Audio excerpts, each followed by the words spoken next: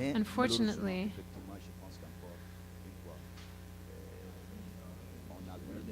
that didn't come about.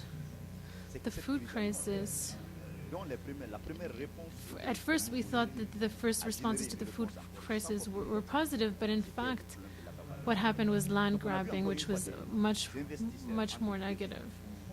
So we saw what they called investors who came into our country, came with the support of international organizations, saying that we had to change agricultural models. So they were saying small-scale peasants do not perform well enough, and we need a new model.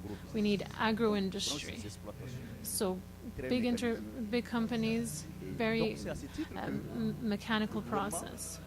So going against all the policies and all the laws in our countries, the government supported this. So I can give you names of companies or individuals. But first I need to explain something. The lands that the Malian government is currently giving away, there's history behind them.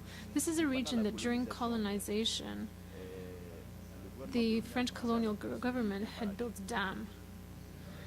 And this dam was to irrigate. And they could irrigate about 1 million hectares. And negating the rights of all the villagers that lived on this land, they said that this was now the property of the colonial state. After colonization, they gave this back to the Malian government, which today gives itself the right to sell this land. They say they don't sell it, but you know, when you rent something else for 50 years, I mean, it's just like selling. For us, it's the same thing. If you're selling for 25 to 100 years, then it's like selling.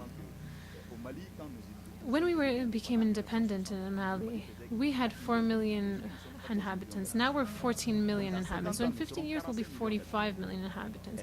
And we will need that land. And if today we're giving up that land to countries that also need to feed themselves, so oftentimes there are countries like Libya or Saudi Arabia who don't have a problem of land, but they have a problem of water. And they come to our lands in order to get a hold of the water. But we need that water for the future.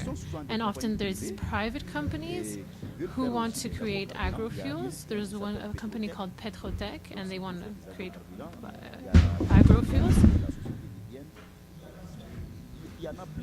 And these are areas that we're talking about 5,000 to 100,000 hectares. So the government has already given up 800,000 hectares to what they call foreign investors. It's a very serious situation.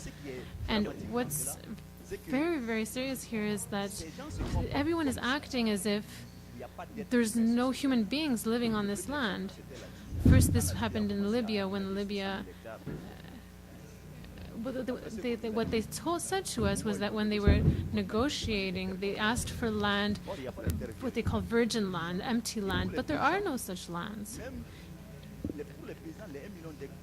For the peasants, a land credit has no value. And most of them live from rain cultures. And their land is just given to a foreign state who takes a Chinese company, comes in, doesn't discuss with anyone, and creates an artificial river. And this ruins villages. And they've destroyed the coasts, they've destroyed banana plantations, they've destroyed everything. For them, there was no one on these lands. So we went there because our members were being affected. We set up meetings and we tried to see what could be done. And what we decided was that we had to create a large coalition, because we saw that the financial interests that were acting here were huge, massive. So it was a very dangerous situation. So we had to have very strong mobilizations in order to face these. So we had to raise awareness, and we had to contact intellectuals, social movements, legal experts. So right now we're being supported by all kinds of sectors of the Malian society.